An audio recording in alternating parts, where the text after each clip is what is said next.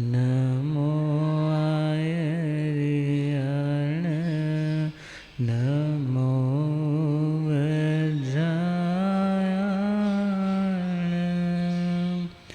नमो लोय समसण ऐसो पंच नमोकारो सव पावपणासनो मंगलाणां च सवेसे परमां हवै मंगलम्। बोलिए पंच परमेष्ठी महामंत्र नवकार की जय। शासनपति श्रमण भगवान महावीर स्वामी की जय। आचार्य सम्राट ध्यान योगी परम पूज्य डॉक्टर श्री शिवमुनि जी महाराज की जय। शासन प्रभाव को प्रवर्तक पंडित रतन पूज्य गुरुदेव श्री जगदीश मुनि जी महाराज की जय। आगम ज्ञाता आगम पुरुष दिन शास्त्रतन हिमाचल केसरी उपाध्याय भगवंत श्रद्धे गुरुदेव श्री जितेंद्र मुनि जी महाराज की जय।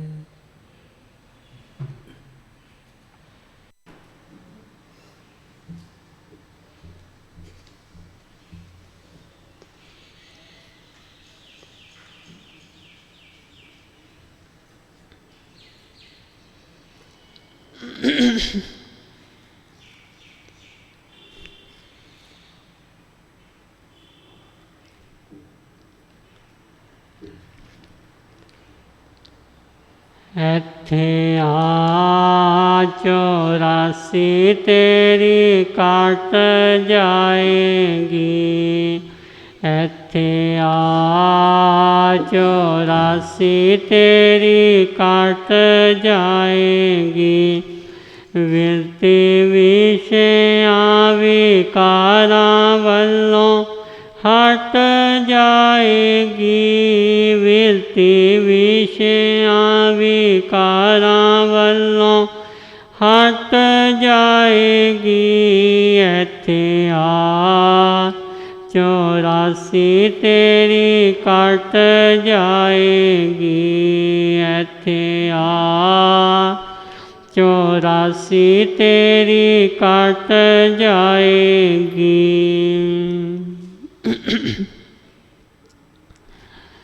ਤੈਨੂੰ ਜਗ ਵਿੱਚ ਜੀਣ ਵਾਲਾ ਢੰਗ ਆਏਗਾ।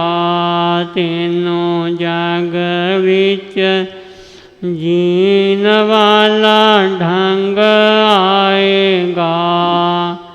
सच्चे कर्म कमाने वाला रंग आएगा।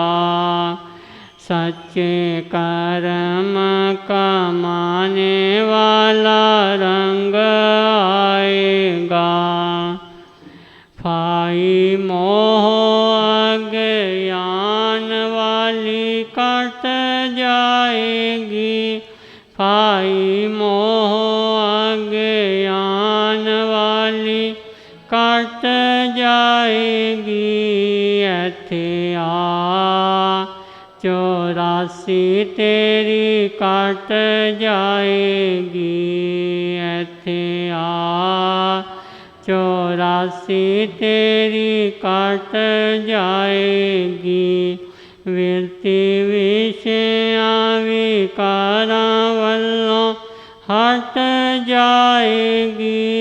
ਵਿਰਤੀ ਵਿਸ਼ਿਆਂ ਵਿਕਾਰਾਂ ਵੱਲੋਂ ਹਟ ਜਾਏਗੀ। ਇੱਥੇ ਆ 84 ਤੇਰੀ ਕੱਟ ਜਾਏਗੀ। ਇੱਥੇ ਆ 84 ਤੇਰੀ ਕੱਟ ਜਾਏਗੀ।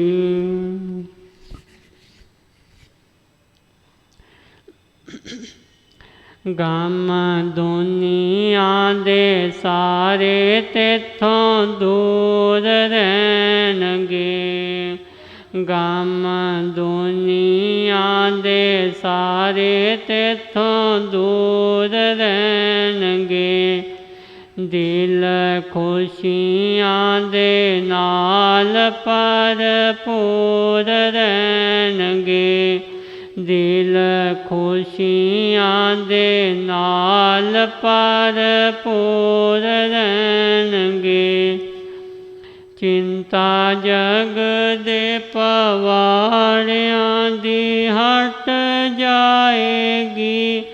ਚਿੰਤਾ ਜਗ ਦੇ ਪਵਾੜਿਆਂ ਦੀ ਹਟ ਜਾਏਗੀ। ਇੱਥੇ ਆ 84 ਤੇਰੀ ਕੱਟ ਜਾਏਗੀ। ਇੱਥੇ ਆ 84 ਤੇਰੀ ਕੱਟ ਜਾਏਗੀ।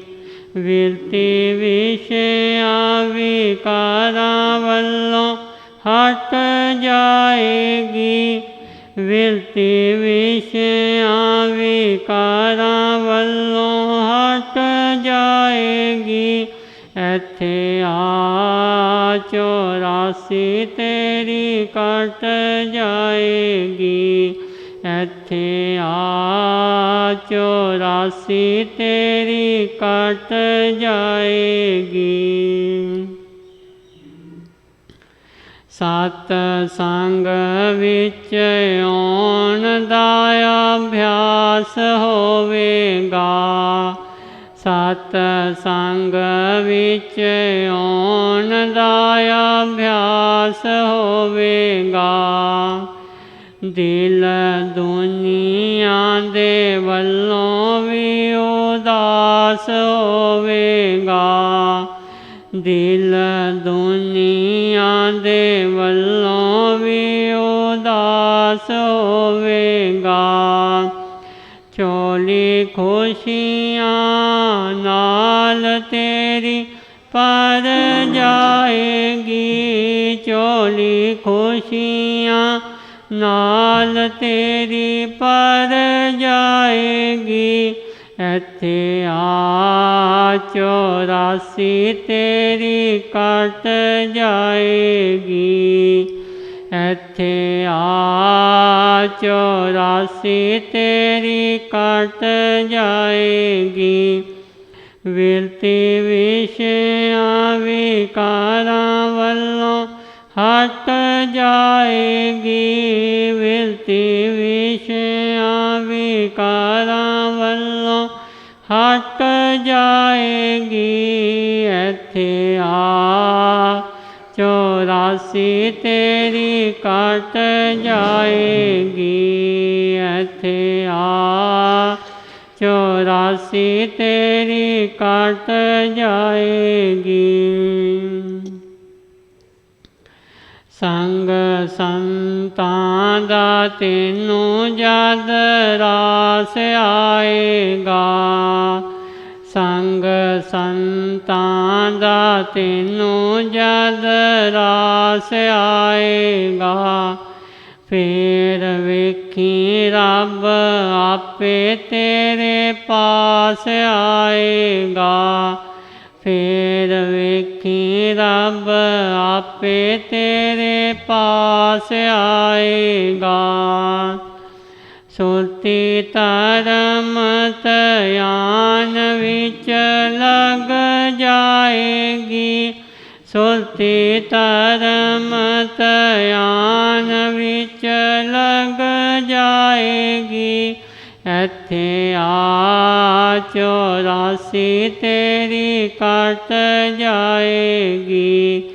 ਇੱਥੇ ਆ 84 ਤੇਰੀ ਕੱਟ ਜਾਏਗੀ। ਵਿਰਤੀ ਵਿਸ਼ਿਆਂ ਵਿਕਾਰਾਂ ਵੱਲੋਂ ਹਟ ਜਾਏਗੀ। ਵਿਰਤੀ ਵਿਸ਼ਿਆਂ ਵਿਕਾਰਾਂ ਵੱਲੋਂ ਹਟ ਜਾਏਗੀ। ਇੱਥੇ ਆ 84 ਤੇਰੀ ਕੱਟ ਜਾਏਗੀ। ਇੱਥੇ ਆ 84 ਤੇਰੀ ਕੱਟ ਜਾਏਗੀ। ਇੱਥੇ ਆ 84 तेरी कट जाएगी। हर्ष जय जय। अब हम श्रवण करेंगे महासाध्वी आगम रसिका श्री संतोष जी महाराज साहब के सुशिष्य महासाध्वी मधुर गायिका श्री समीक्षा जी महाराज साहब का मंगलमय भजन।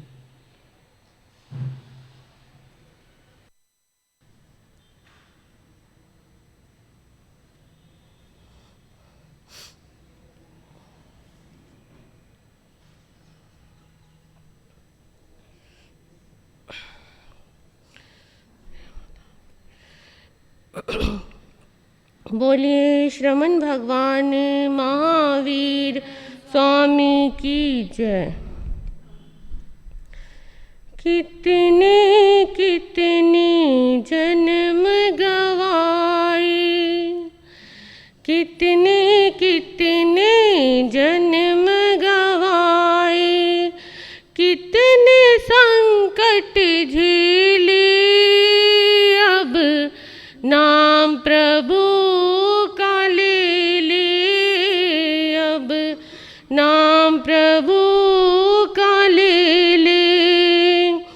कितने कितने जन्म गवाए, कितने कितने जन्म गवाए, कितने संकट झेले, अब नाम प्रभु का ले ले, अब नाम प्रभु का ले ले। नाम लिया प्रभुवर, नाम प्रभु का मंगलकारी, सब दुख हरने वाला, घोर भयंकर जंगल में भी मंगल करने वाला।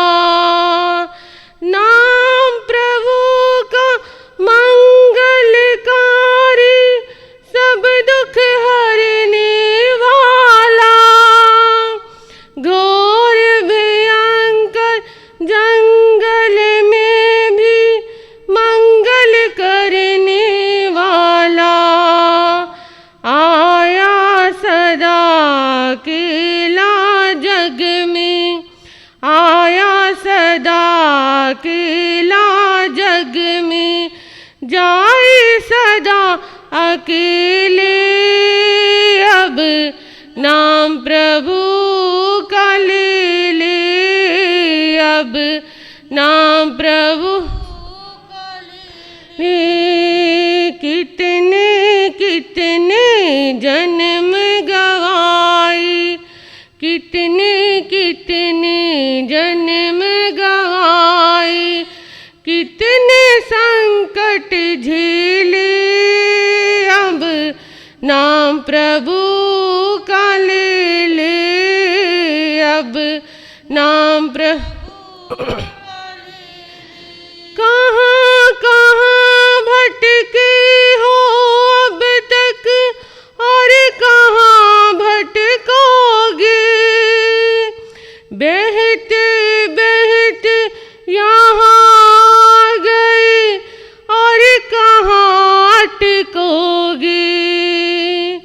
कहाँ कहाँ भटके हो अब तक, और कहाँ भटकोगे, बहते बहते यहाँ आ गए, और कहाँ अटकोगे।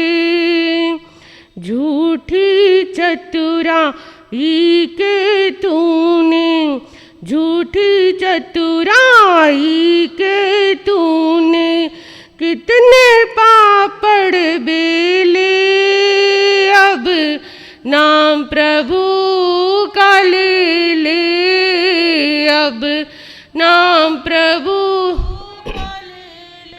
कितने कितने जन्म गवाए, कितने कितने जन्म गवाए, कितने संकट झेले,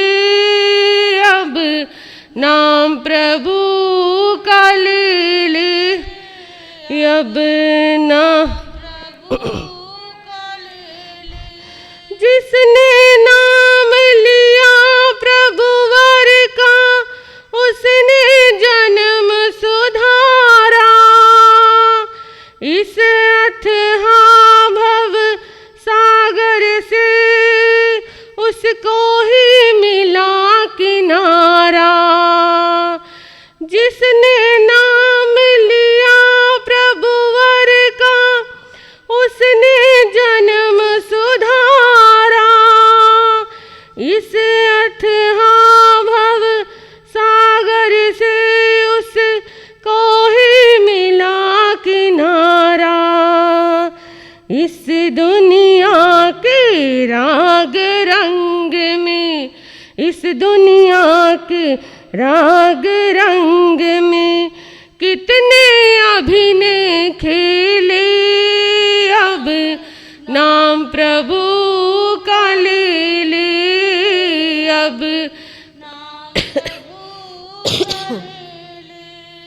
कितने कितने जन्म गवाई, कितने कितने जन्म गवाई, कितने संकट झेले। अब नाम प्रभु का ले ले अब नाम प्रभु का ले ले अब नाम प्रभु का ले ले अब नाम प्रभु का ले ले। बोलिए श्रवण भगवान महावीर स्वामी की जय।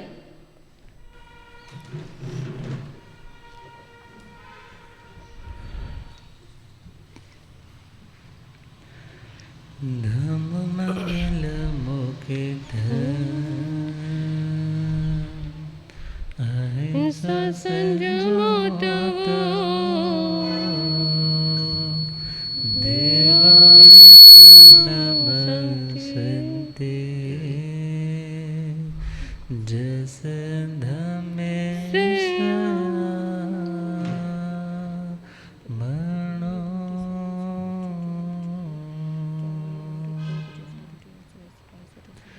श्री महावीर प्रभु को मेरी वंदना।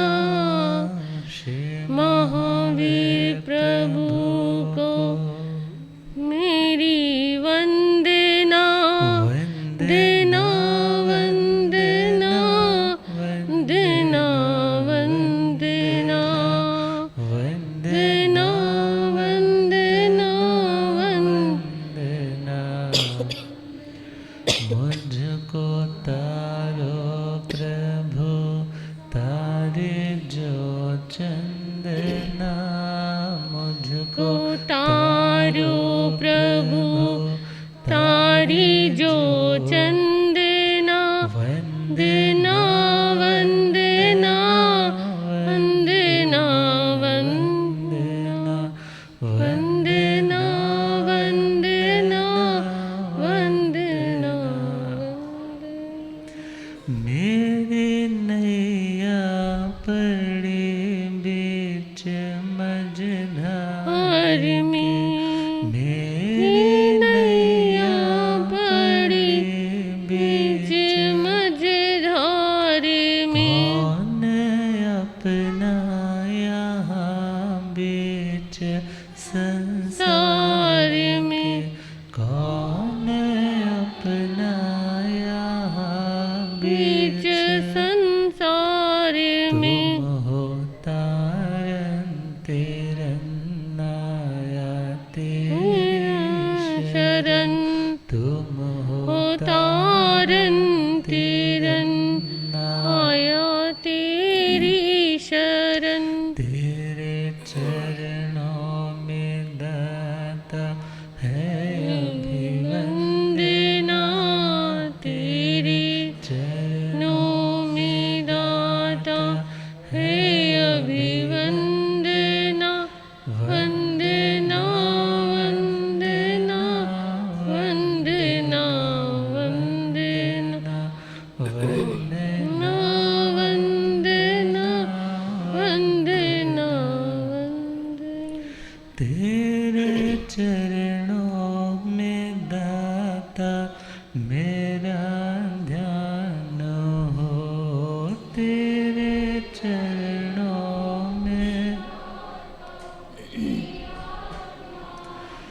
झूठी दुनिया से दिल मेरा अनजान हो, झूठी दुनिया से दिल मेरा,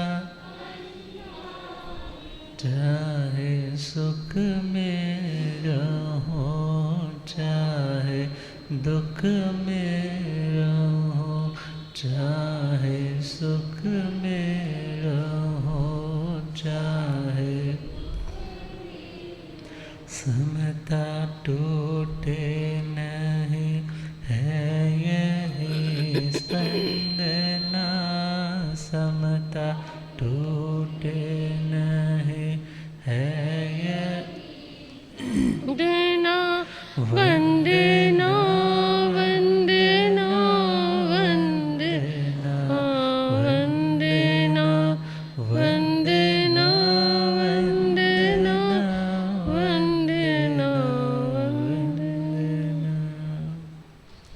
अनंत अनंत शांति के निकेतन शासनरति श्रीमन भगवान महावीर स्वामी के पावन चरण वृंदों में हार्दिक भावना वंदन नमन।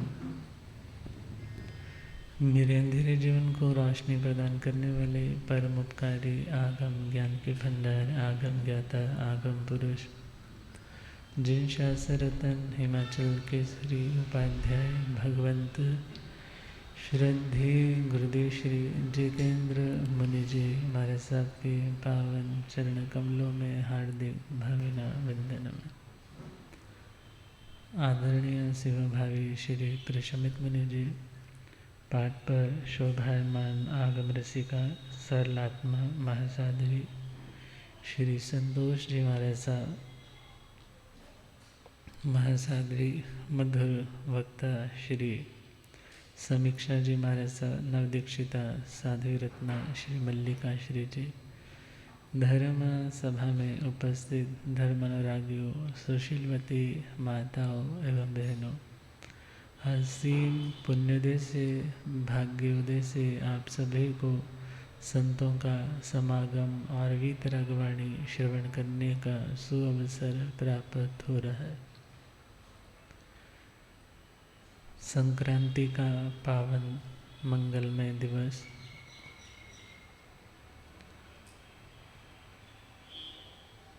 भगवान महावीर स्वामी जिन्होंने सही दिशा में पराक्रम करके अपनी जिंदगी में ऐसा संक्रमण किया कि फिर उन्हें बार बार संसार चक्र में घूमने की आवश्यकता न रही, वैसा ही संक्रमण, सम्यक पराक्रम, सम्यक गमन, सही दिशा में सही एफर्ट्स के साथ यदि हम सब आत्माओं का हो जाए तो हम भी संसार दशा से निकल करके आत्म भाव की, निश्चय भाव की शाश्वत मुक्त दशा के भोगी बन सकते हैं।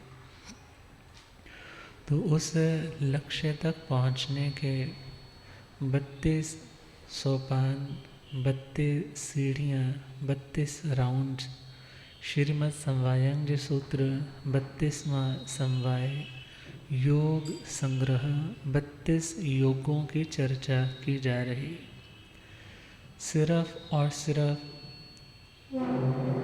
प्राणायाम करना या अलग अलग पोस्चर्स में बैठ करके दैहिक क्रियाएं करना, सिर्फ यहीं तक आत्मा का,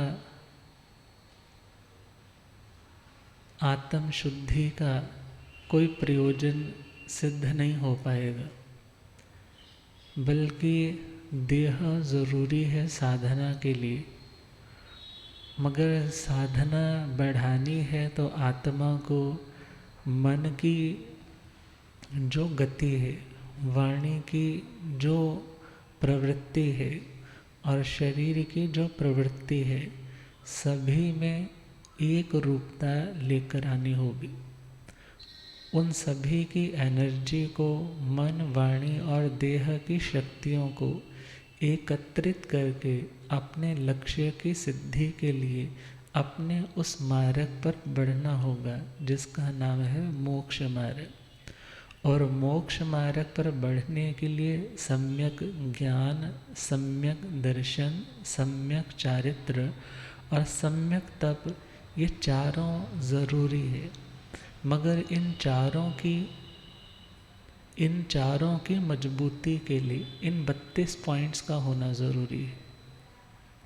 तो हम डिस्कस कर रहे थे कल तक तितिक्षा भाव, सहनशीलता का भाव। आज हम पहुँचे हैं अगला पॉइंट, जिसे भगवान महावीर स्वामी ने ऋजुता कहा, आर्जवता कहा, सरलता कहा। भगवान फरमाते हैं कि धर्म एक निश्चय धर्म है, एक व्यवहार धर्म है। निश्चय धर्म मीन्स आत्मा का स्वभाव, वत्तु सहावो धम्मो, वस्तु का, पदार्थ का अपना स्वाभाविक गुण, वो धर्म कहलाता है। अब नॉन लिविंग पदार्थों का अपना धर्म है और लिविंग का अपना धर्म है। निश्चय स्वरूप में विद्यमान आत्मा का अपना मौलिक गुण और धर्म जो प्रकट रूप में है, और व्यवहार के धरातल पर रहने वाली संसारी आत्माओं के कर्मों की परिणतियों के कारण कुछ अलग से धर्म दिखाई देते। धर्म तो व्यवहार और निश्चय में दोनों सेम है, मगर जैसे पानी का स्वभाव शीतलता है, अग्नि के संयोग के कारण वो तप रहा है, वो रोटेट कर रहा है, मगर जैसे ही अग्नि का निमित्त चला जाएगा वो धीरे धीरे शांत हो जाएगा। व्यवहार के धरातल पे अभी प्रेजेंट स्टेट के आधार पे हम सब आत्माएं अभी संसारी आत्माएं, और संसारी आत्माएं में कर्म के उदय की अवस्था को भी भोगने वाली और सुख और दुखमय संसार के भागी बनने वाले, मगर निश्चय स्वरूप से जहाँ कर्मों का ईंधन सदा सदा के लिए आत्म रूपी उस पानी से हट चुका है, तो उस स्थिति तक पहुँचने के लिए हमें व्यवहार को भी सोचना है और निश्चय का भी विवेक ज्ञान प्राप्त करना है। तो उस निश्चय तक, उस शुद्ध बुद्ध और टोटल स्टेबल अवस्था तक पहुँचने के लिए आत्मा को इन 32 पॉइंट्स का जिंदगी में पालन करना होगा।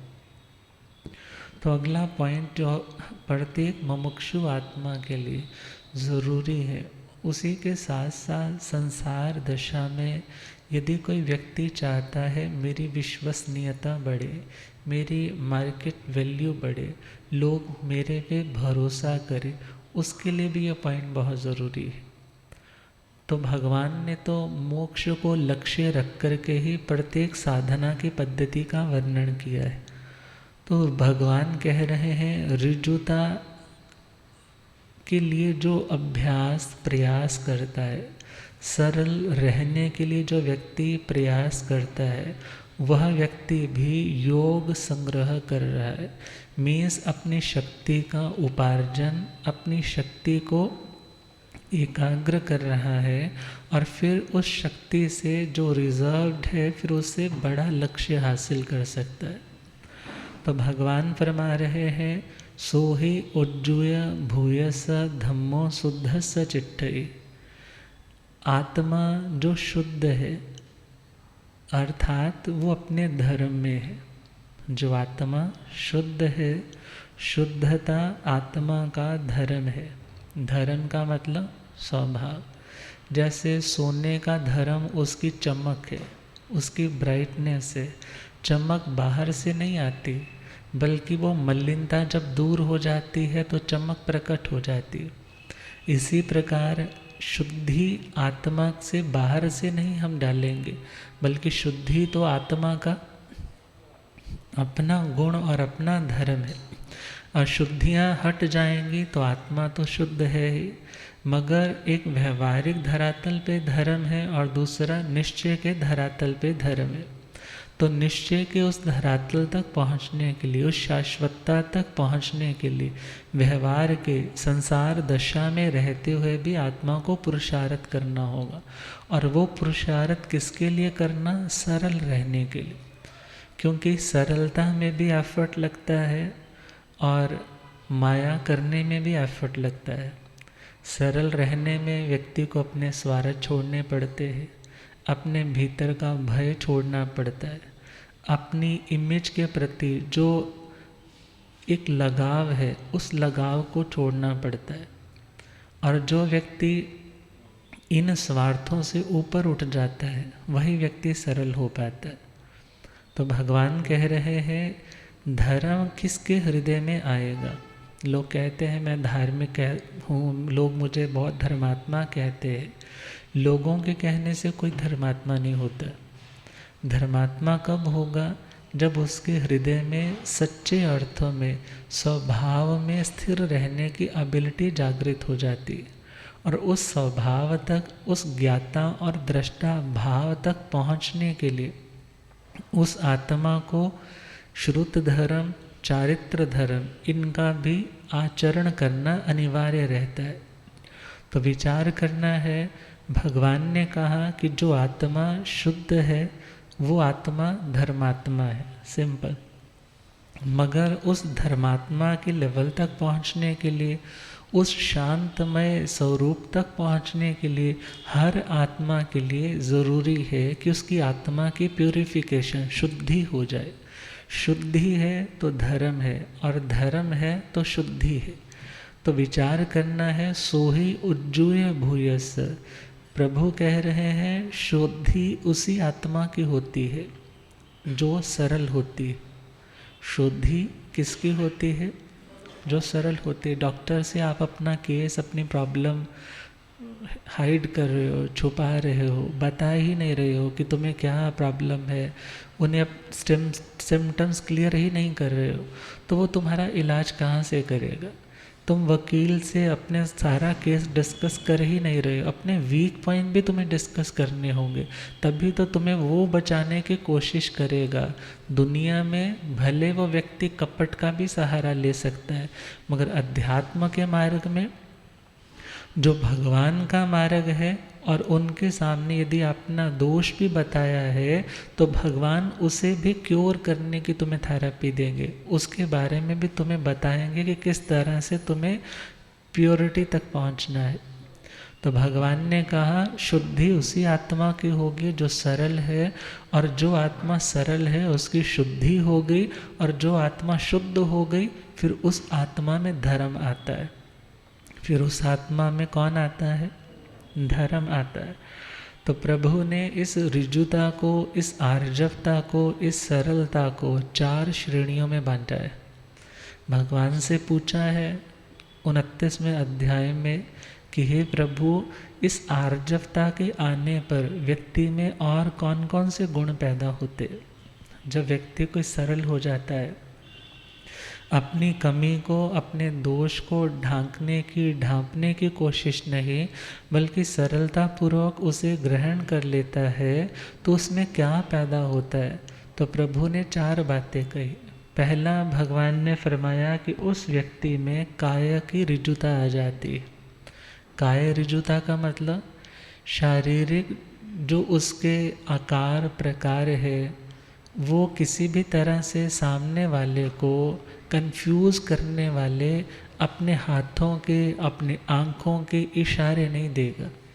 बहुत बार व्यक्ति अपने आँखों के इशारों से कहता कुछ है, समझने वाला वो समझ गया है, मगर जैसे ही उसने बोला कि तुम्हारी हिम्मत कैसी हुई ऐसा मेरे को इशारे करने की, तो आप उसी टाइम चेंज हो जाते हो। क्या बोलते हो? मैंने तो ऐसा इशारा नहीं किया, तुमने गलत समझा है। मीन्स अपने उन इशारों के माध्यम से जब तुम सामने वाले को ट्रैप करना चाहते हो, सामने वाले को तुम अपने जाल में उलझाना चाहते हो, अर्थात तुम सामने वाले को मिसगाइड करना चाहते हो, तो वो कौन सी वक्रता है? वह है काया की वक्रता, या वेशभूषा ऐसी धारण कर ली कि सामने वाला आपको समझ ना पाए। सपोज करो आदमी है, औरत की ड्रेस पहनी है, हाव भाव दैहिक अंग का संचालन भी वैसा कर रहा है, तो सामने वाला समझ नहीं पाएगा। इसी प्रकार रावण ने भी तो वेशभूषा किसकी धारण की थी जब सीता का अपहरण किया? सन्यासी का ही तो किया था, मगर वो सन्यासी नहीं था। इसी प्रकार जो व्यक्ति बाह्य वेशभूषा का सहारा लेकर के सामने वाले को किसी भी तरह से चीट कर रहा है, वह है उसकी वक्रता। मगर यदि वो अपने दैहिक इशारों के माध्यम से या दैहिक वेशभूषा के माध्यम से किसी को छलता नहीं है, बल्कि अपनी उस वेशभूषा के साथ एक रूपता स्थापित करता है, अर्थात यदि मैं कुछ बोलूं तो मेरे हाथों के इशारे, मेरे फिजिकल जेस्चर्स भी मेरी बात के साथ तरतमता नहीं बल्कि उसके साथ बिल्कुल इक्वलिटी रखने वाले हो, और तुम्हारी वेशभूषा भी तुम्हारे भावों के अनुरूप हो, तो व्यक्ति कैसा है? काया से ऋजु है। जब सरलता आती है तो व्यक्ति काया से भी ऋजु बनता है। दूसरा पॉइंट आया है, वह व्यक्ति भावों से भी ऋजु हो जाता है। भावों से मतलब भाव आत्मा की चीज़ें है, और वो व्यक्ति फिर अपनी भावनाओं में भी सरलता लेकर के आता है। मन में, आत्मा में किसी भी तरह का ऐसा ताना बाना नहीं बुनता कि मुझे सामने वाले को किसी रूप में फंसाना है, उसे उलझाना है, अपना मतलब साधना है।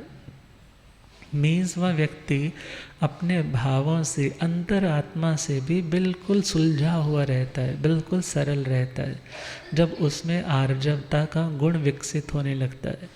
तीसरा पॉइंट बताया, उस व्यक्ति में भाषा की ऋजुता आती है। भाषा की ऋजुता मतलब उसकी भाषा भी सरल होती है। भाषा कैसी होती है? मीन्स भाषा, जब वो अपनी कम्युनिकेशन या अपनी कोई बात डिलीवर करने जा रहा है तो अपनी भाषा में अपने शब्दों का संयोजन इस तरीके का नहीं करेगा जिसके एक लाइन के अलग अलग और मीनिंग्स भी निकले। अर्थात बहुत बार व्यक्ति शब्द वही बोलता है मगर उसके पीछे इंटेंशन कुछ और होती है, और सामने वाला जब आपकी इंटेंशन को समझ करके कहता है तुमने तो ऐसा कहा मेरे को, मगर आपको लगा कि मैं पकड़ा गया, तो आप उसी टाइम चेंज हो जाते हो। नहीं नहीं, तुमने गलत समझा, मैंने ऐसा नहीं कहा, मेरे कहने का ऐसा मतलब नहीं था।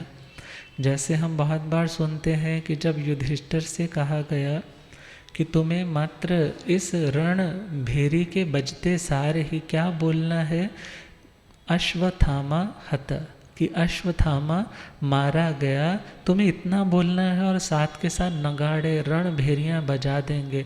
फिर तुम्हें अगली लाइन बोलनी है, नरोवा कुंजरोवा, हाथी मरा है या इंसान मरा है ये नहीं पता है, मगर वो जो गुरु द्रोणाचार्य है उनको जैसे ही लगेगा अश्वत्थामा उनके बेटे का भी नाम है और हाथी का भी नाम है, मगर हमें तो सिर्फ उतनी ही लाइन सुनानी है और उसके बाद वो अपने आप हथियार छोड़ देंगे। अर्थात ये जो छलावा किया जाता है, शब्दों के माध्यम से किसी को उलझाया जाता है, यह तो है वक्रता। मगर जहाँ सरलता है वहाँ आप अपने शब्दों के माध्यम से किसी को छलने का प्रयास नहीं करते। गुरुदेव अक्सर सुनाया करते हैं कि एक सेठ जी जो 60 साल के हो गए, शादी पहले हुई है मगर बीवी की डेथ हो गई, मगर अभी भी भावना है कि पुनः शादी हो जाए। और पुराना वक्त है, मुनीम जी से कहा कि लड़की की खोजबीन करो, मुझे अकेले रहना बहुत मुश्किल है। तो उन्होंने देखा सेठ जी तो बहुत साहूकार है और एक गांव में एक ऐसा व्यक्ति है जिसके घर में 3 बेटियां कुंवारी पड़ी है। तो उस व्यक्ति ने जाकर के कहा कि हम अपने सेठ जी के लिए रिश्ता लेकर के आए हैं, आपकी बेटी का हाथ मांगने आए हैं। उन्होंने पूछा आपके सेठ जी की उम्र कितनी है? बोले जी बस 19, 20, 21। कितनी है? 19, 20, 21। और इतना कह कर के उन्होंने पक्का कर दिया कि हाँ हमें रिश्ता मंजूर है। जब फेरों का वक्त आया, सहरा तो दूल्हे ने पहना ही होता है ना, मगर जैसे ही वो पंडित जी ने बोला होगा कि अब थोड़ा सेहरा ऊपर करो, और जैसे ही देखा ये तो बूढ़ा है, ये तो 60 साल का पिता की उम्र का है। तब जैसे ही मुनीम जी से पूछा, मुनीम जी बोले मैंने तो क्लियरली बोला था 19, 20, 21 जोड़ करके देख लो कितने बनते हैं, 60 ही बनते हैं। तो मीन्स इस तरीके की जो भाषा बोली जाती है सामने वाले को उलझाने के लिए, सामने वाले को अपने जाल में फंसाने के लिए, तो भगवान कहते हैं ऐसी भाषा कौन बोलेगा जो वक्र होगा, मगर जो सरल है, जिसमें आर्जवता का गुण विकसित हो जाता है, फिर वो ऐसी भाषा का भी कहीं पर भी प्रयोग नहीं करता।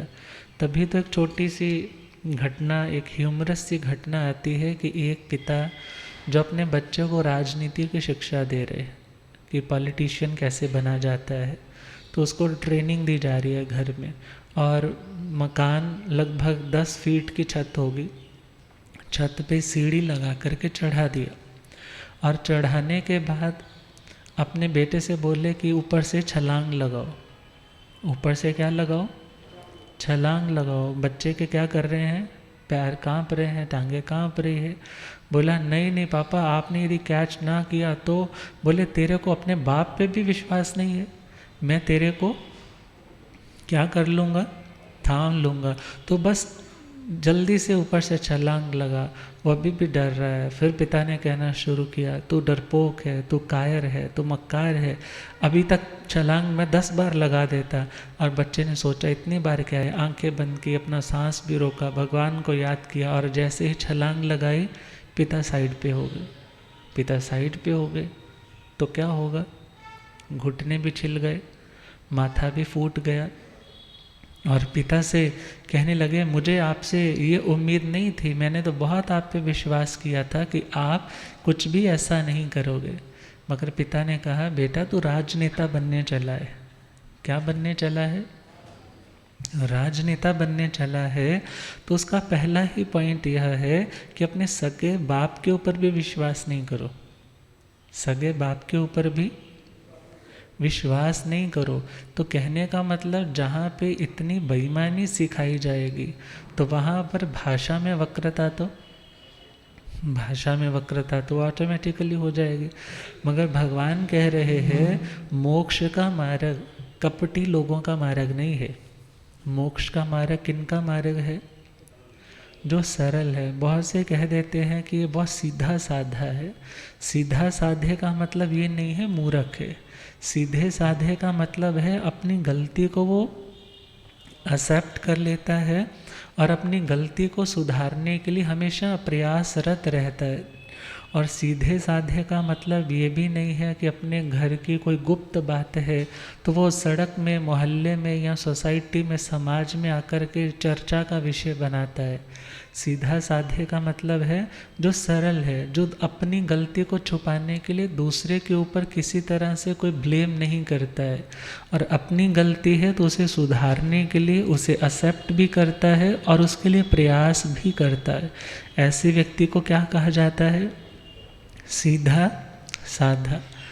और भगवान तो कहते हैं कि मोक्ष का जो मार्ग है, जब कोई आत्मा मुक्त होती है तो ऋजु गति से जाती है।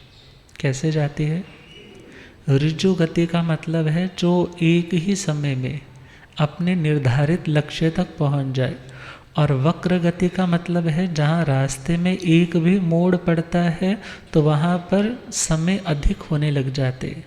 तो भगवान कहते हैं जो मोक्ष का मार्ग है उस मार्ग में वही जाएगा जो ऋजु होगा, और ऋजु गति वाले का मोक्ष है, वक्र गति वाले का मोक्ष नहीं है।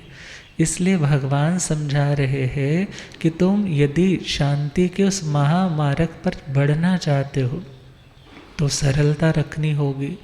यदि मैकेनिक के पास गए हो और बता ही नहीं रहे हो कि तुम्हारी गाड़ी चलाते वक्त क्या प्रॉब्लम आ रही है तो वो ठीक क्या करेगा। इसी प्रकार यदि गुरु के सामने हम कपट का भाव बना कर के रखेंगे तो आत्मा का सुधार होने वाला नहीं है। तो 3 बातें हुई हमारी। पहला पॉइंट आया कौन सी ऋजुता? काय की ऋजुता। दूसरा पॉइंट आया भावों की ऋजुता। तीसरा पॉइंट आया भाषा की ऋजुता। और चौथा पॉइंट है अविसंवाद योग। अविसंवाद योग। संवाद हम क्यों करते हैं? किसी से तालमेल बढ़ाने के लिए। किसी से बातचीत क्यों करते हैं? जुड़ने के लिए, क्योंकि शब्द एक ब्रिज का काम करते हैं। इस पार से उस पार जाने के लिए और उस पार से इस पार आने के लिए। एक्सपोर्ट इम्पोर्ट का यदि कोई साधन है तो वो कौन है? शब्द है, कम्युनिकेशन है। तो संवाद और अविसंवाद। संवाद का तो मतलब हुआ कि जहाँ पर बिल्कुल सेम चल रहा है, मन, वाणी और दैहिक क्रियाएं कैसी चल रही है? सेम चल रही है। और आगे बढ़े तो विसंवाद। विसंवाद का मतलब है जहाँ ये तालमेल टूट जाता है, विपरीत हो जाता है, विगत हो जाता है, चला जाता है, मिसिंग हो जाता है, उसका नाम आया विसंवाद। और फिर आगे नेगेटिव वाला अ लगा दिया, उसका मीनिंग हुआ अविसंवाद। मीन्स जहाँ पर विसंवाद नहीं है, मीन्स जहाँ पे तालमेल है, पूरे का पूरा तालमेल है। किस किस में तालमेल है? मन में जो सोच रहे हैं, वाणी से जो कह रहे हैं, शरीर से वो कर रहे हैं, इन तीनों में क्या आ रहा है? एक रूपता आ रही है। तो उसका नाम है अविसंवाद योग। और भगवान कह रहे हैं कि जिस आत्मा में ऋजुता आती है तो उसमें अविसंवाद योग भी आने लगता है।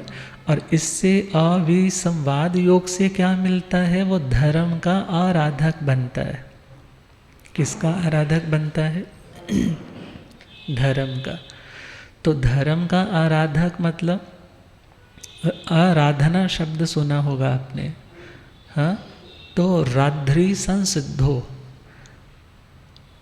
और आपने एक और स्टोरी सुनी होगी, राधा वेद।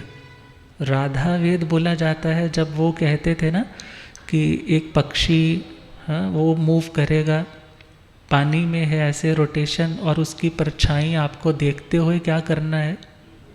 तीर लगाना है, उसकी आँख को बींधना है। तो उस बींधने का नाम है राधा वेद।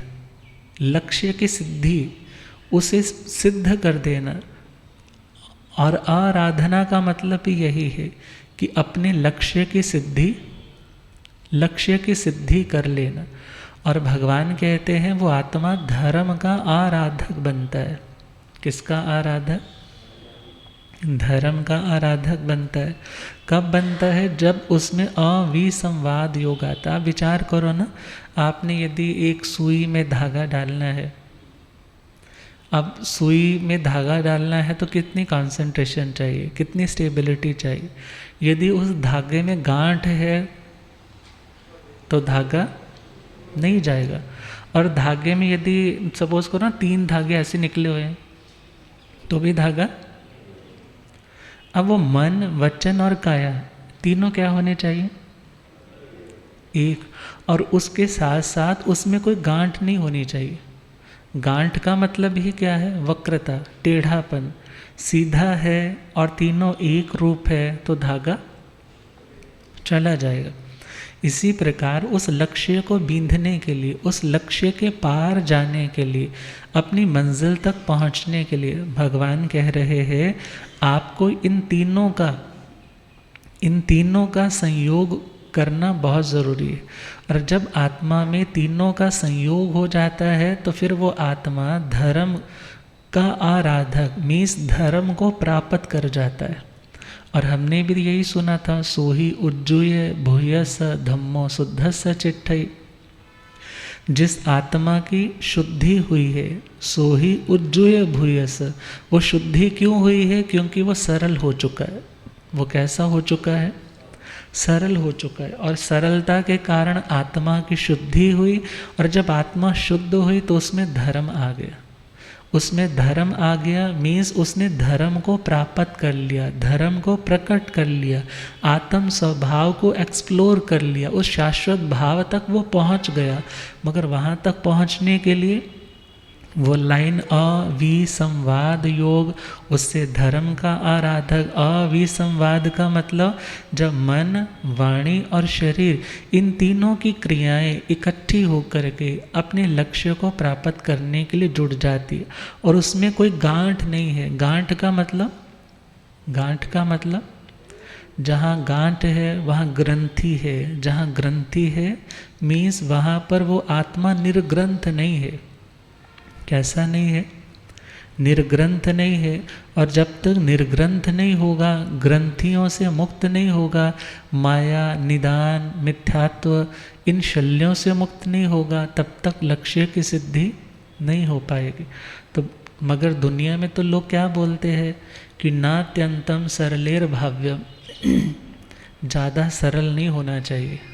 दुनिया में लोग कहते हैं ना, नात्यंतम सरलेर भाव्यम गत्वा पश्य वनस्थलिम।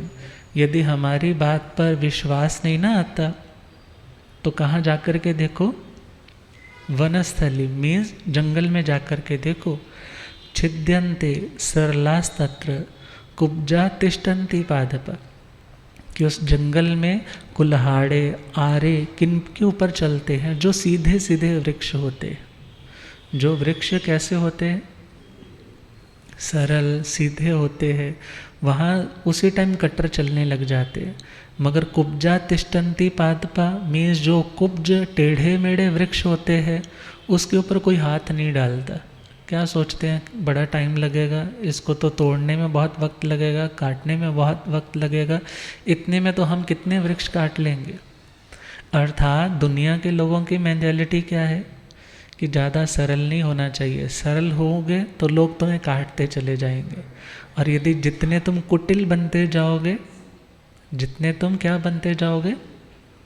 कुटिल, अंदर से टेढ़े, बोलोगे कुछ, अपना प्लान सामने कुछ बताओगे, करोगे कुछ और ही, मन में कुछ और ही चल रहा है, तो दुनिया में तुम सक्सीड कर जाओगे। ये लोगों ने एक धारणा बनाई। मगर ध्यान देना है, मोक्ष के मार्ग पर बढ़ना है। तो मोक्ष के मार्ग में यदि आत्मा अपने भावों को सरलता के साथ अपने गुरुओं के सामने रख देगा, वो वृक्ष सीधे वृक्ष होंगे, उनको कटने में भी आसानी रहेगी। और यदि टेढ़े मेढ़े उलझा करके रखेगा तो उन वृक्षों को, उन पापों की ग्रंथियों को काटने में भी क्या लगेगा? क्या लगेगा? वक्त लगेगा। तुम उन ग्रंथियों को तोड़ नहीं पाओगे। तभी तो क्या भावना भानी, जीवन में सरलता आए, हम यही भावना भाए। जीवन में सरलता आए, हम यही, हम मुक्ति पथ को पाए, हम यही भावना भाए। हम मुक्ति पथ को पाए, हम यही, आत्म शुद्धि वही कर पाता। आत्म जीवन में जो सरलता लाता, जीवन में जो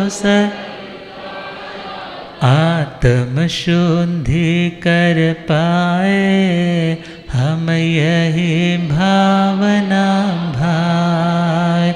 आत्म शुद्धि कर पाए, हम यही, सरल रास्ता है सुखदाई, सरल रास्ता, कुटिल रास्ता है दुखदाई, कुटिल रास्ता, सीधे पथ पर आए, हम यही भावना भाए। सीधे पथ पर आए, हम यही सरल कर्म के बंधन तोड़े, सरल कर्म सरल सत्य से नाता जोड़े, सरल सत्य से हम निर्भयता को पाए, हम यही भावना भाए, हम निर्भयता को हम जीवन में है यदि सरलता, जीवन मिले उसे ना कभी विफलता, मिले उसे ना मुनि प्रभास सुनाए, हम यही भावना हम मुक्ति पथ पर आए, हम यही भावना जीवन में सरलता आए, हम यही। लिखने वाले ने लिखा है, दुनिया में ढूंढने पे वही मिलेंगे जो खो गए हैं। दुनिया में ढूंढने पर कौन मिलेंगे? वही मिलेंगे जो खो गए हैं, वो कभी नहीं मिलेंगे जो बदल गए। तो बदलने का मतलब ही क्या है? अपनी ज़ुबान से जो बदल गया, बोलते हैं ना मरे और मुकरे का कोई इलाज नहीं है। तो भगवान कह रहे हैं कि हे आत्मा, यदि तुम आगे बढ़ना चाहते हो तो तुम्हें सरलता अपनानी होगी, क्योंकि माया मिथ्या दृष्टि, जो मायावी है वो मिथ्या दृष्टि है और जो सरल है वो सम्यक दृष्टि। गुरुदेव पधारे। हो रब मेरा सतगुरु,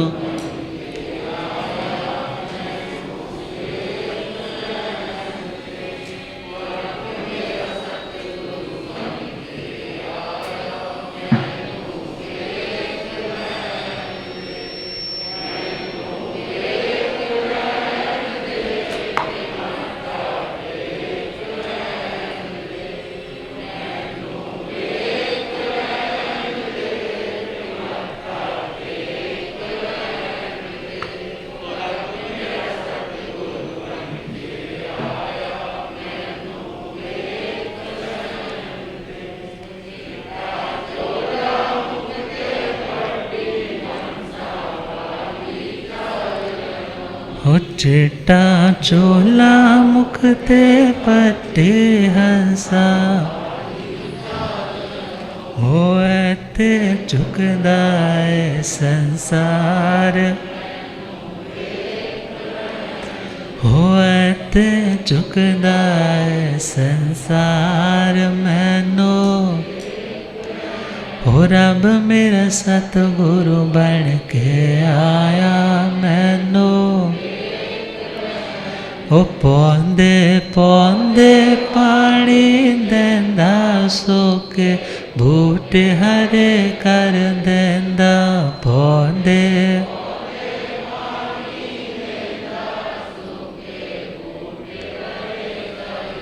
हो केड़ा माली बन के आया मैनू वेख लैण दे। ओ केड़ा माली बन के आया, हो रब मेरा सतगुरु बन के आया मैनू। बोलिए आगम ज्ञाता आगम प्रयोजन शास्त्रधन हिमाचल केसरी उपाध्याय भगवंत श्रद्धे गुरुदेव श्री जितेंद्र मुनि जी महाराज की जय। एक मोक्षार्थी के लिए तो सरल होना बहुत ज़रूरी है। हो सकता है वो बाहर दुनिया में सरल ना हो, वाणी से सरल ना हो पाए, मगर एटलीस्ट यदि सरल नहीं हो पा रहा तो मौन रह सकता है। झूठ कपट या घुमा फिरा करके बोलने की अपेक्षा क्या हो जाए, मौन हो जाए। और मौन है तो आत्म निरीक्षण करे और देखे कि कहाँ कहाँ कमियां है, और भावना भाए कि वो दिन भी आए जब कोई खोट रही ही नहीं तो मुझे बताने में भी कोई हिचकिचाहट ना हो। तो भगवान कह रहे हैं दुनिया में तो 4 तरह के लोग होते हैं। भीतर तो फर्स्ट टाइप कैसे, भीतर तो उनके शहद है, मिठास है, मगर उसके ऊपर जो ढक्कन है या उसके ऊपर जो लेबल है, उसके ऊपर जो स्टिकर है, वो जहर का लगाया हुआ। और कुछ लोग उस बर्तन के समान होते हैं जिसके अंदर तो क्या है, जहर है, और ढक्कन और लेबल कौन सा लगाया, हनी का, इसमें शहद भरा पड़ा है। कुछ लोग उस घड़े के समान होते हैं जिनके बाहर लिखा रहता है कि ये शहद का बर्तन है, अंदर भी शहद है, ढक्कन के ऊपर भी कुछ शहद की बूंदें लगी हुई हैं, और बाहर स्टिकर भी कौन सा लगा है, शहद का। और कुछ लोग ऐसे होते हैं कि अंदर भी जहर है और बाहर भी क्या दिख रहा है, जहर है। तो विचार करना है, अंदर और जहर वाला तो सबसे बुरा है वो तो, पर इतना तो है, क्लियर तो है, वो पता चल रहा है कि अंदर भी जहर है, और उस बंदे ने अपने आप को पूरा सामने बता दिया मैं ऐसा ही हूँ भाई। और कुछ लोग ऐसे हैं अंदर तो क्या है, जहर है, मगर बाहर क्या दिखा रहे हैं, ये तो बहुत बचने वाला चीज़ है भाई। ऐसे व्यक्ति से तो बहुत बचाव की ज़रूरत है। और कुछ लोग ऐसे हैं जो भीतर तो क्या है, शहद है, मिठास है, सरलता है, मगर ज़ुबान पे बहुत तीखापन। बहुत से लोग होते हैं जो दिल के बहुत अच्छे हैं मगर ज़ुबान से बहुत कड़वा तीखा बोल देते हैं, मगर फिर दिल को कहते हैं तेरे को ऐसा नहीं बोलना था। और कुछ लोग ऐसे हैं जो अंदर भी शहद भरा है, अंदर भी बहुत स्वीट है, अंदर भी बहुत मीठे है, अंदर भी बहुत सरल है, और ज़ुबान से भी कैसे है, मीन्स जैसे ढक्कन पे और कुछ बूंदे दिख जाती है ना, बोलते हैं तो पता चल जाता है। तो प्रभु कहते हैं बनना है तो चौथे टाइप वाले। कौन से वाला, भीतर भी शहद और भीतर भी सरलता, ज़ुबान पे भी सरलता, मगर वैसा नहीं बनना जहर अंदर भी बाहर भी। यहाँ अंदर तो जहर है, बाहर हम दिखा कुछ और है, तो हम कभी प्योर नहीं हो पाएंगे। तो प्योरिटी के लिए हमें इन बातों को समझना है, जानना है, मनन करना है। ये चीज़ें आत्मचिंतन की होती है, सुनाने की चीज़ें नहीं है वैसे देखा जाए तो, और ना ही किसी को टारगेट करके किसी के मर्म को आहत करने के लिए ज्ञान होता है। ये ज्ञान तो है सेल्फ इंट्रोस्पेक्शन के लिए, कि हम सरल हो जाएंगे, हम शांत हो जाएंगे, हम सरल हो जाएंगे, हम निर्भर हो जाएंगे, हम सरल हो जाएंगे तो हम रिलैक्स हो जाएंगे, और रिलैक्सेशन तक पहुंचाना ही धर्म का वास्तविक लक्ष्य है। तो वहाँ तक पहुँचने के लिए हम आज संक्रांति के दिन अपने उस वक्र भाव से, कुटिल भाव से सरल भाव की ओर बढ़े। इन्हीं शुभ मंगल भावनाओं के साथ गुरुदेव कृपा करें। ओम शांति।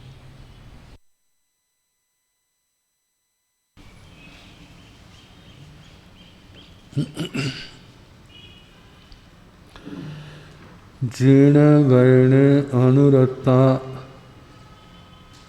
जीर्ण वर्ण जे करन्ति भावेण अमला असंकलिठा ते हुन्ति परित संसारी।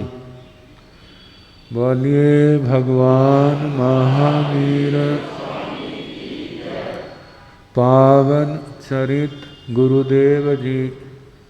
बंदो मन वच काय भव सागर को तरण में करो हमारी सहाय। जिन शासन जिन वाणी सदा जयवंत हो, श्रवण संग सदा अविचल मंगल हो। मुक्ति को प्राप्त श्रमण भगवान महावीर स्वामी, उनकी परम पावन कल्याणी भागवती वाणी वाचक प्रमुख श्री इंद्र भूति गौतम आदि गणधर भगवंत, युग प्रधानाचार्य परम पूज्य श्री सुधर्मा स्वामी जी महाराज, उनकी परम पावन पाठ परंपरा, वर्तमान आचार्य ध्यान योगी परम पूज्य श्री शिव मुनि जी महाराज एवं गुरुजन सबके पावन चरण स्रोतों में मेरा अनंत अनंत बार वंदना नमस्कार। उपस्थित धर्म प्रेमी सज्जनों, माताओं तथा बहनों, कल तक तीसरा बोल सुनाया था धर्म श्रद्धा। आगे है गुरु साधर्मिक शुश्रूषा।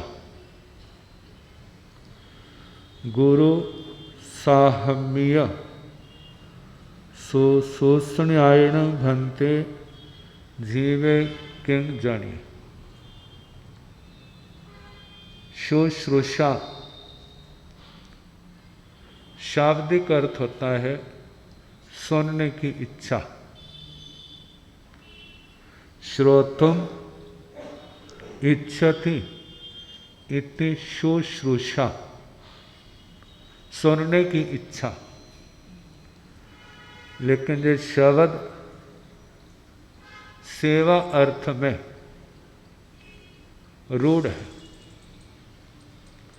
उसमें प्रचलित। जानते सेवा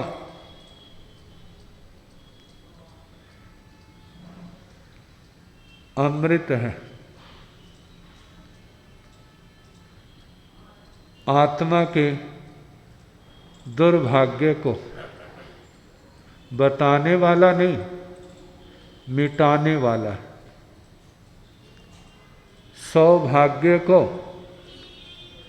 जन्म देने वाला है, बैर विरोध को खत्म करने वाला। कौन? ये शुश्रूषा। कल्पना करो, आपका कोई कितना विरोधी क्यों ना हो, दुश्मन क्यों ना हो, उसके मन के अंदर खार क्यों ना हो, मानो उसके परिवार में या उसके ऊपर कभी ऐसी बीमारी के क्षण आते हैं और आप सारे काम छोड़ के उसकी सेवा में पहुंच जाते हैं, यथा संभव सहयोग भी देते हैं। जब वह ठीक हो गया तो बिना बताए वापिस भी आ जाते हैं। जे आपका किया हुआ सहयोग उसके अंदर के जहर को खत्म करने में जरूर काम करेगा।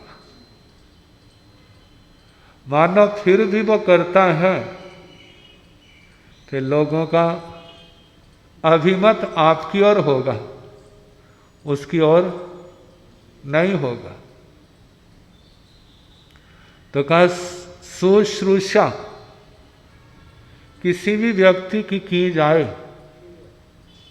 मानो निर्जरा का कारण नहीं तो पुण्य का कारण तो बनता ही।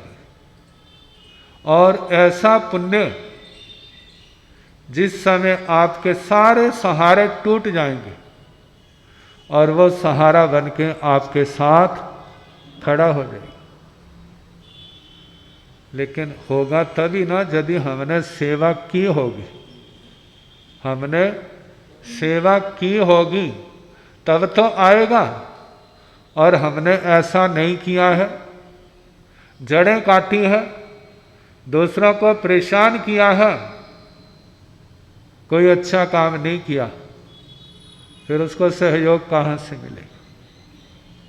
कहते जिन्होंने तपस्या नहीं की, जिन्होंने सेवा नहीं की, अच्छे काम नहीं किए, ऐसे लोगों को कभी समय आएगा कदम कदम पर दुनिया की ठोकरें खानी पड़ेगी, कोई उनको पसंद नहीं करेगा।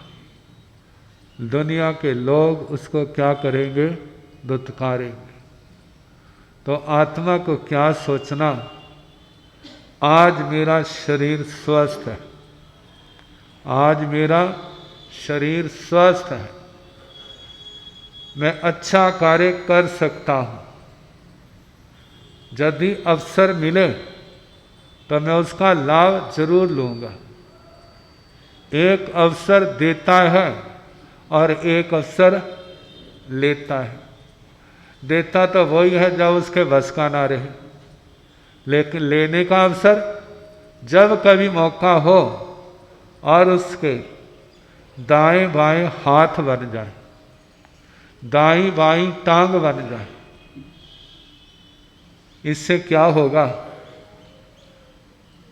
कहते पुण्य का बंध हो चाहे ना हो, आपको धर्म लगे चाहे ना लगे, आपकी भावना अच्छी है तो आपके कुसंस्कारों के ऊपर झाड़ू फिरने लगेगा, आपके कुसंस्कार नष्ट होने लगेंगे। क्योंकि सेवा ने कुछ ना कुछ तो काम करना ही है। आप उसके बदले कुछ नहीं चाहते तो आपके जन्म जन्म के जो संस्कार खोटे हैं वो नष्ट होने लगे और आपके अंदर शक्ति पैदा होगी कि आपको सेवा करते थकावट नहीं होगी, सेवा करते थकावट नहीं होगी।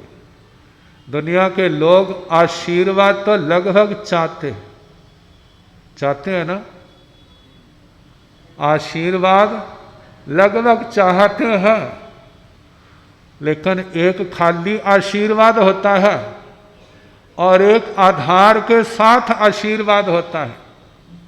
एक आशीर्वाद मांगा हुआ होता है और एक आशीर्वाद दिया हुआ होता है। दोनों में से ज्यादा गौरवपूर्ण कौन सा है? तो देगा कब?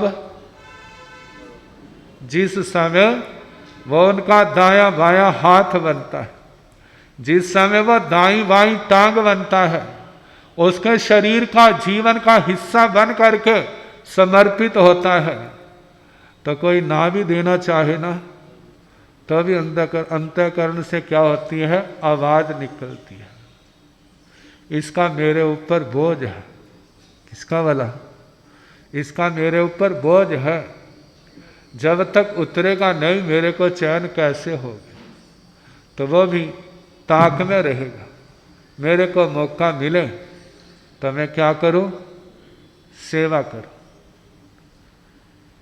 रामायण के अंदर एक प्रसंग आता है, कहते राम रावण युद्ध हो गया, श्री रामचंद्र जी महाराज जीत गए, तो अकेले थोड़े थे, साथ में कितने थे काम करने वाले? बहुत थे। तो साधु बात तो देते ही हैं, सबको इनाम दिया।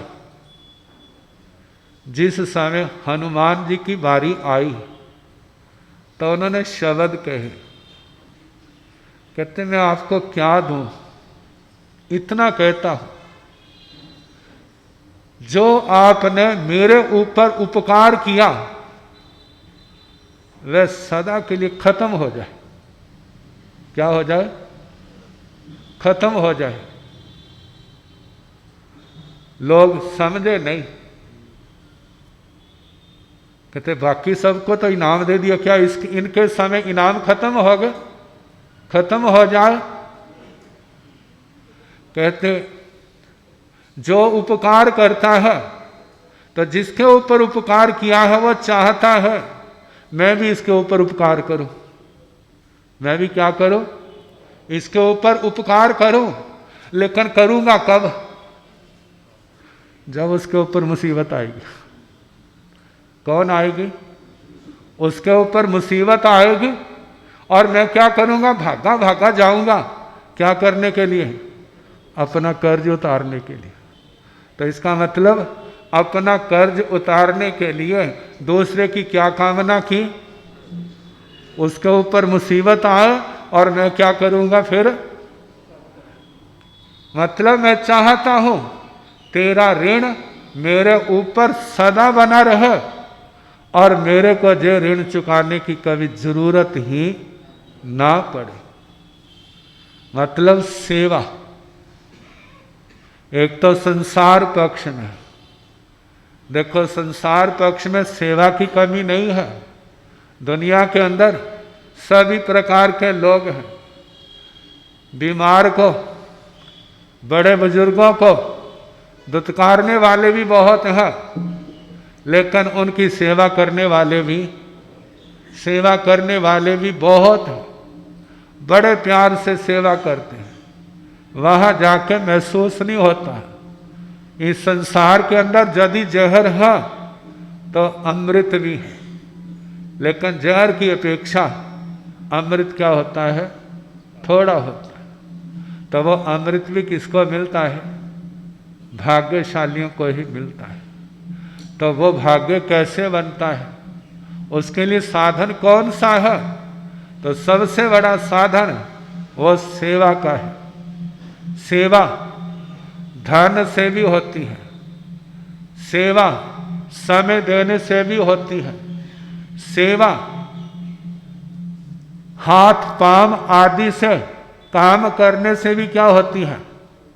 कितने साधन है जो जिसके अंदर क्षमता है, जहां जिसको जरूरत है, एक तो मांगने पर दी जाती है, एक बिना मांगे क्या हो जाते वहां पर पहुंच जाते हैं।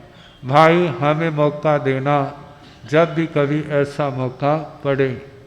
हमारा एहसान नहीं होगा, आपका एहसान होगा हमारे पर, हमें सेवा का मौका दिया। ये तो संसार का पक्ष, अध्यात्म पक्ष, जहाँ पर निर्जरा ही निर्जरा, महानिर्जरा, जहाँ जो अध्यात्म पक्ष है, जो आत्मा सम्यक ज्ञान, सम्यक दर्शन, सम्यक चारित्र और सम्यक तप की आराधना कर रही, मोक्ष मार्ग के पथिक है। अब उन्होंने संसार के सारे काम धंधे क्या कर दिए हैं? छोड़ दिए। अब उनका जीवन संयम पालन करना, तपस्या करना, साधना के मार्ग पर चलना, संसार की समस्त लोकेशनाओं से, चाहनाओं से जिन्होंने अपने आप को अलग कर लिया। पहली तो भावना जो रहती है, हमारे गुरुजन क्या रहे? सदा स्वस्थ रहे। हमारे गुरुजन साधु साध्वियाँ सदा क्या रहे? स्वस्थ रहे। लेकिन हमारी भावना तो हमारे तक सीमित है ना, कर्म तो सबके अपने अपने होते हैं। मानो जब भी कोई ऐसा प्रसंग हो तो उस समय यथा संभव उनके संयम में किसी प्रकार का दोष ना लगे, तो इस प्रकार की व्यवस्था में सहायक होना, ना उनके निमित्त हमारे को दोष लगे, ना उनको उपचार आदि सेवा लेने के निमित्त किसी प्रकार का उनको दोष लगे। जो इस प्रकार सदा सेवा में तत्पर रहते हैं, साधु की सेवा में, साध्वी की सेवा में, औपवादिक स्थिति में साध्वी की सेवा भी कर सकता है, जब उनके पास कोई ऐसी व्यवस्था नहीं होती।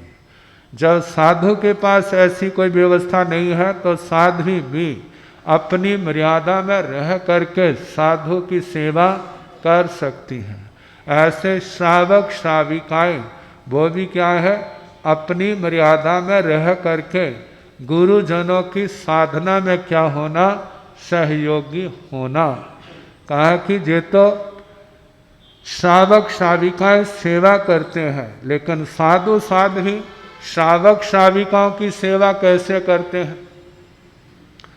उनकी सेवा जो है, उनको धर्म ध्यान की प्रेरणा देना, सामायिक संबर की नियम व्रत पालन करने की प्रेरणा देना, उनके ज्ञान में ध्यान में सहायक बनना, भगवान की वाणी सुनाना, जिसको सुनने से उन लोगों के परिणाम क्या हो जाते हैं? निर्मल हो जाते हैं। धर्म में उत्साह आता है, नियम व्रत पालने में उत्साह आता है। वैसे किसी को कह दे भाई 2 घड़ी तेने खाना नहीं खाना तो बोझ लगता है, लेकिन जब उपदेश सुनाया जाता है, रात्रि भोजन के त्याग का कितना परिणाम होता है, संवत्सरी को पोषित करते हैं तो कितना लाभ मिलता है, समाई करने से कितना लाभ मिलता है, कथा सुनने से कितना लाभ मिलता है। जब लाभ मिलता है तो वो लाभ लेना चाहते हैं और गुरुजन उनको रास्ता दिखाते हैं, तो ऐसे समय में साधु साधियाँ धर्म आराधना के लिए श्रावक श्राविकाओं के सहयोगी बनते हैं और साधु साधियों के निर्मल संयम पालन करने में श्रावक श्राविकाएं क्या बनते हैं? उनके सहयोगी बनते हैं। जहाँ श्रावक श्राविकाओं ने अपने गुरुजनों के लिए स्थान दिया, माता पिता से भी बढ़कर भगवान का रूप दिया। किन्होंने? श्रावक श्राविकाओं ने। गुरु जी, महाराज जी, महाराज तो राजा को कहते हैं, लेकिन गुरुओं को भी किसके समान मानना? गुरु महाराज। और जहाँ तो गुरु जी कहते हैं, महाराज जी कहते हैं, राजस्थान जहाँ उधर MP महाराष्ट्र में चले जाएं तो वहाँ पर तो बाप जी कहते हैं। जानते हैं ना? कैसा लगता है भला बाप जी? मतलब बाप जी का मतलब पिता, पिता जैसा स्थान दिया। जैसे बच्चे अपने पिता की छत्र छाया में सदा सुरक्षित रहते हैं, इसी प्रकार गुरुजनों की छत्र छाया में श्रावक श्राविकाएं क्या रहते हैं? वो भी सुरक्षित रहते हैं। वो सुरक्षित किस प्रकार से? धर्म ध्यान की दृष्टि से, सामायिक संबर की दृष्टि से, अपनी साधना की अपेक्षा से, और उसके साथ उनके साथ जुड़ने के कारण से कितनी आदि दैविक आदि भौतिक मुसीबतें जो है, जो उनकी क्या हो जाती हैं? उनकी छत्र छाया में रहने से, उनका मंगल पाठ सुनने से, धर्म ध्यान करने से पास ही नहीं आती। तो इस प्रकार एक दूसरे के कैसे अपनी अपनी मर्यादा में रह करके साधु साधियाँ श्रावक श्राविकाओं के, श्रावक श्राविकाएं साधु साधियों के कैसे वो सहयोगी बनते हैं, और इस सहयोग के कारण से कितनी निर्जरा महानिर्जरा करते हुए अपने जीवन को सफल बनाते हैं। साधु साधियाँ जहाँ मोक्ष मार्ग पर चलते हैं, श्रावक श्राविकाएं भी अपनी गति से मोक्ष मार्ग पर गतिशील है। तो जो सेवा का मार्ग, सेवा भी क्या है? 12 प्रकार की तपस्या में 9वीं तपस्या जो है वो कौन सी है? वैयावृत्य। वैयावृत्य का कितना बड़ा लाभ! कहा कि आत्मा को उत्कृष्ट रस आ जाए, तो ऐसी सेवा के द्वारा जीव जो है तीर्थंकर गोत्र कर्म तक की प्रकृतियों का उपार्जन कर लेता है। तो अब इसके संबंध में फिर जैसे समय होगा सुनाने का प्रयास किया जाएगा। आज संक्रांति है, तो पहले पाठ सुना दो, फिर उसके बाद संक्रांति का नाम। नमो अरिहंताण, नमो सिद्धाण, नमो आयरियाण, नमो उवझायाण, नमो लोय संसाहोण, एसो पंच नमो कारो सव पावपणसण, मंगलाण च सभ्य सिंह पाड़मंग हवै मंगलम, नमो रिहंताणं नमो सिद्धाणं नमो आयर्याणं नमो उवझायाणं नमो लोये संसाहोणं नमो रिहंताणं नमो सिद्धाणं नमो आयर्याणं नमो उवझायाणं नमो लोये संसाहोणं नमो रिहंताणं नमो सिद्धाणं नमो आयर्याणं नमो उवझायाणं नमो लोये संसाहोणं नमो रिहंताणं नमो सिद्धाणं नमो आयर्याणं नमो उवझायाणं नमो लोये संसाहोणं नमो रिहंताणं नमो सिद्धाणं नमो आयर्याणं नमो उवझायाणं नमो लोये संसाहोणं नमो रिहंताणं नमो सिद्धाणं नमो आयर्याणं नमो उवझायाणं नमो लोये संसाहोणं नमो रिहंताणं नमो सिद्धाणं नमो आयर्याणं नमो उवझायाणं नमो लोये संसाहोणं नमो रिहंताणं नमो सिद्धाणं नमो आयर्याणं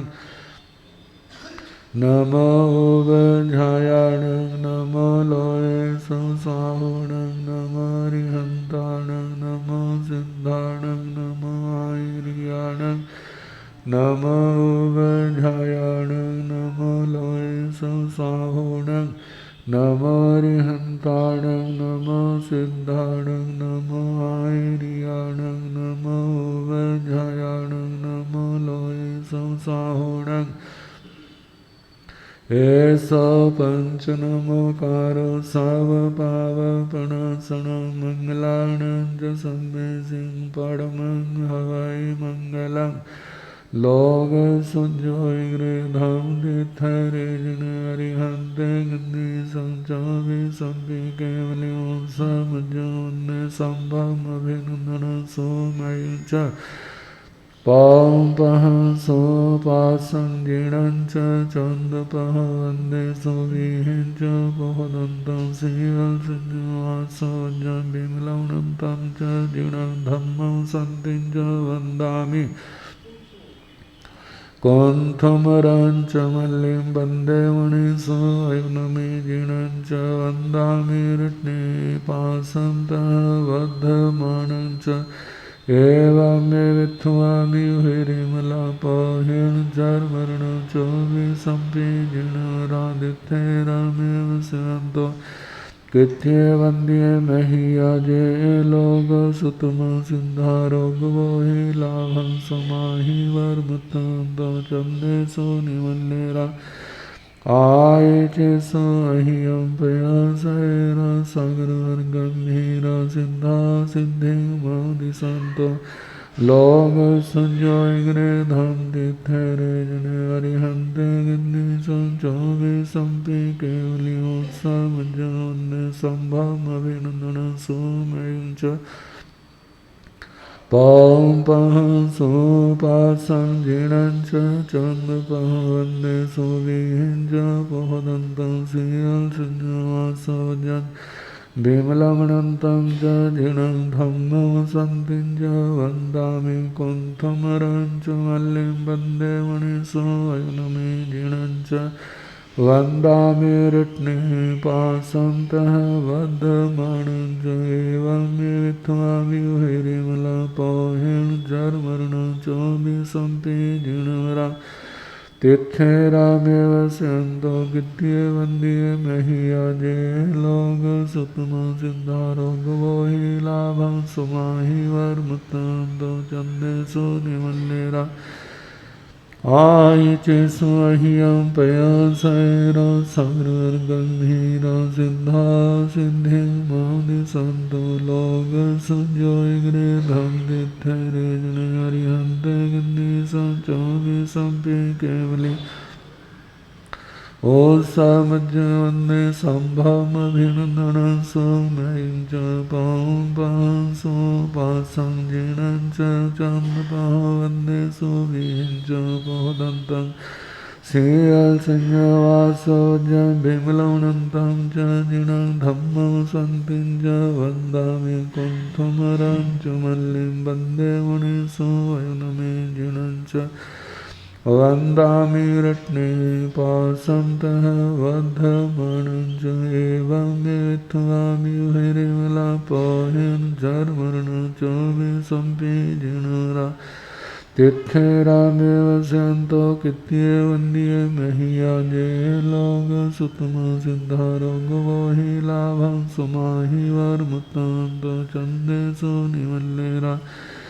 आय चे स्वह्यं पयासैरा सागरगम्भीरा सिद्धा सिद्धि मादिसन्तो लोग सुंजोइग्रे धाम तीर्थरे जन अरिहंते गिन्नी संचापि संपि केवल्यो समज्जने संभव अभिनंदन सोमयं च पापः सोपासं जिनं च चन्दपः वन्दे सूर्यं च पहुदन्तं श्रियल संयवासो च बिमलौनन्तं च जिनं धम्मं सन्तिं च वन्दामि कुण्ठमरं च मल्लिं वन्दे मुनिसो वयनमे जिनं च वन्दामि रत्ने पासन्तः वर्धमानं च एवं मे विद्वामि विरिमलापायेन जर्मण च विसम्पीजिनरादित्यैरामेव स्यन्तो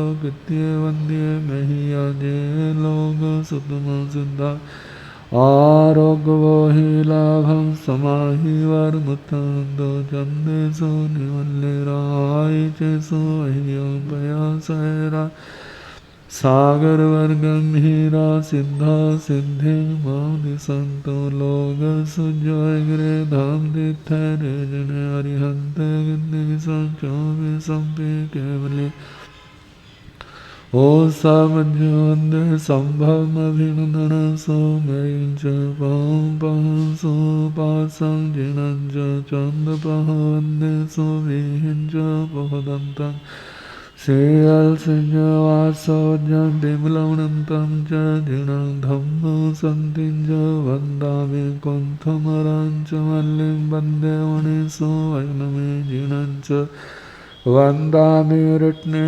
पासन्तः वर्धमानं च एवं मे विद्वामि विरिमलापायन् जर्मण च विसम्पीजिनरा तिथेरामेव स्यन्तो कित्ये वन्द्ये मह्याजे लोग सुतम सिद्धारोगवो हि लाभं समाहि वर्मुत्तान्तो चन्देषु निमल्लेरा आय चे स्वह्यं पयासैरा सागरगम्भीरा सिद्धा सिद्धि मादिसन्तो ओम सघरं पासं पासं वन्दामि कामघाणमुखं विसर्वविसृन्नासं मङ्गलकल्याणासं विसर्वफलवन्तं कंठे धारे जो श्यामणो तस्गरोगमारे दुष्टजराजन्त्यो सामं चिट्ठा दूरे मंतो तुझे प्रणाम भी बहु फल होय नारत्रियेषु जीवा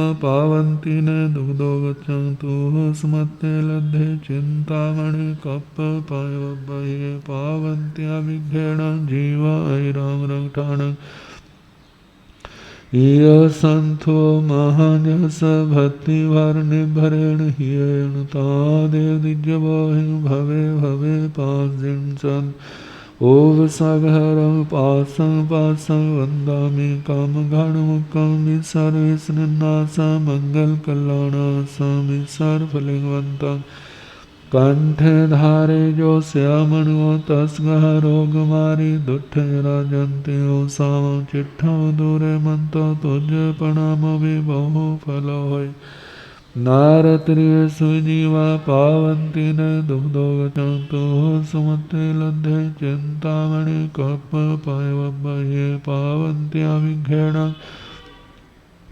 जीवा ऐराम रंग ठाण इय संतो महाजस भक्ति भरण भरण हियण तादेव निज बोहिं भवे भवे पासिं चंद ओव सगहरं पासं पासं वंदामि काम घणमुखं सर्वेशनन्नासं मंगल कल्याणासं विसर फलिवन्तं कंठ धारे जो श्यामणो तस्कह रोग मारी दुष्ट जरा जंतियो सावं चिट्ठा दूरे मंतो तुझ प्रणाम भी बहु फल होय नारत्रिय सुजीवा पावंती ने दुग्धो गच्छन्तु स्मते लब्धे चिंतामणि कप पायो बह्ये पावंती अभिघ्नं जीवा राम रक्षण इय संतो महाजस भक्ति भरणि भरेण हियेण तादेव निज बोहिं भवे भवे पासिं चंद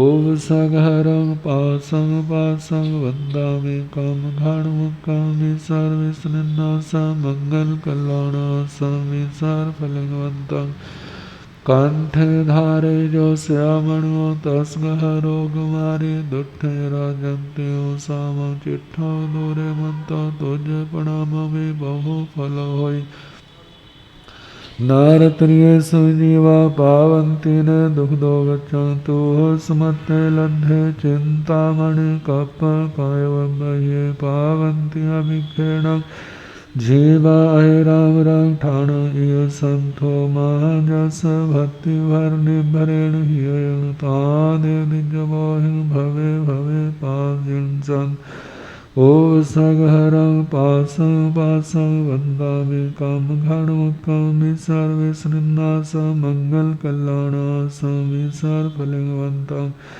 कंठ धारे जो श्यामणो तस्कह रोग मारी दुष्ट राजंत्यो सावं चिट्ठो दूरे मंतो तुझ प्रणाम भी बहु फल होय नारत्रिय सुजीवा पावंती ने दुग्धो गच्छन्तु स्मते लब्धे चिंतामणि कप पायो बह्ये पावंती अभिघ्नं जीवा राम रक्षण इय संतो महाजस भक्ति भरणि भरेण हियेण तादेव निज बोहिं भवे भवे पासिं चंद मंगलं भगवान वीरो मंगलं गौतम प्रभो मंगलं स्थूलभद्राद्या जैन धर्मस्तु मंगलं सर्वमंगलमांगल्यं सर्वकल्याणकारणं प्रधानं सर्वधर्माणां जैनं जयति ईशासनं कल्याणपादपारामं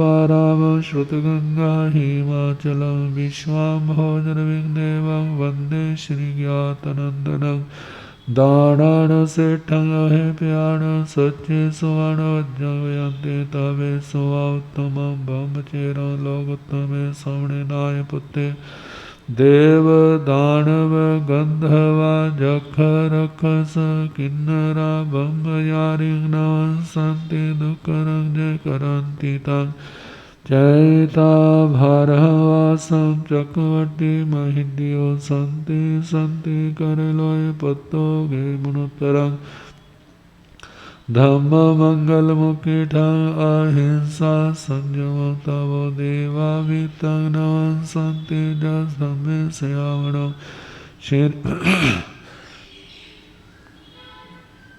वृष की संक्रांति जेठ की पहली सोमवार करना धर्म ध्यान प्राप्त करना ज्ञान कर लो ने पचखान होवे परम कल्याण। वृष की संक्रांति जेठ की पहली सोमवार करना धर्म ध्यान प्राप्त करना ज्ञान कर लो ने पचखान होवे परम कल्याण। इस महीने 8वें तीर्थंकर भगवान की माला भगवते श्री चंद्र प्रभाए नमो नमः। भगवते श्री चंद्र प्रभाए नमो नमः। ये रोज माला अगली संक्रांति तक 1 महीने के लिए मन में कोई नियम धारण कर ले। सामायिक रोज करनी एक अर्थ है दो दो। माला नवकार मंत्र की, लोगस की, नमोत्थनम की, उपसग हरम की रोज माला करनी, 1 घंटा स्वाध्याय करना, रात का चौविहार, ब्रह्मचर्य का पालन, कोई भी नियम व्रत यथाशक्ति अवश्य ग्रहण करें तो अपने मन की धारणा के अनुसार अनंत न हो, सहसा त्याग हो। ऐसा सतगुरु पाया है, मेरा रोम रोम मुस्काया है। मैंने ऐसा सतगुरु पाया है,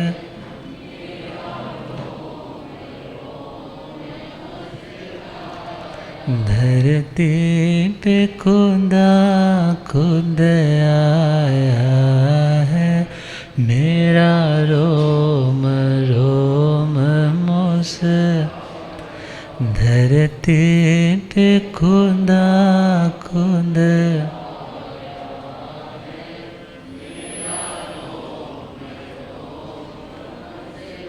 तपते ज्वाला को बुझाया है, मेरा रोम रोम मुस। तपते ज्वाला को बुझाया है, मेरा रोम रोम मुस। आगम का बोध कराया है, मेरा रोम रोम मुस्काया है।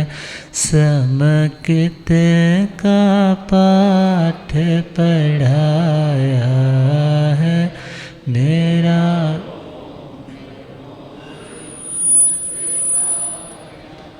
बड़े सौभाग्य के साथ आप सभी को दिव्य वितरकवाणी का पावन संदेश श्रवण करने का सौभाग्य मिल रहा है।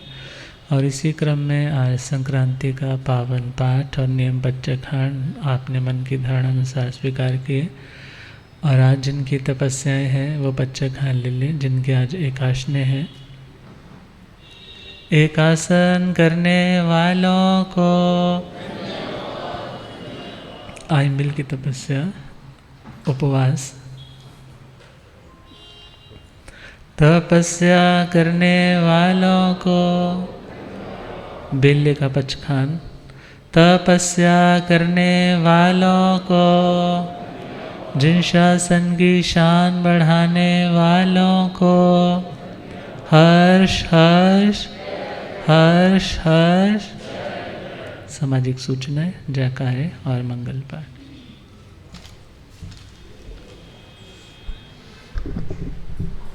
परम श्रद्धे आगम ज्ञाता आगम पुरुष हिमाचल केसरी उपाध्याय भगवान पूज्य गुरुदेव श्री जितेंद्र मुनि जी महाराज, उग्र तपस्वी परम सेवा भावी पूज्य गुरुदेव श्री रमन मुनि जी महाराज ठाणे 6, आगम रसिका महासाध्वी श्री संतोष जी महाराज ठाणे 4, हिमगिरी रत्ना महासाध्वी श्री महक जी महाराज ठाणे 4, तप ज्योति महासाध्वी श्री सुरज्ञ प्रभा जी महाराज ठाणे 2 के पावन पवित्र चरणों में वंदन नमस्कार करके सुख साता पूछते हैं और आप सबके स्वास्थ्य की शुभ मंगल कामना करते हैं।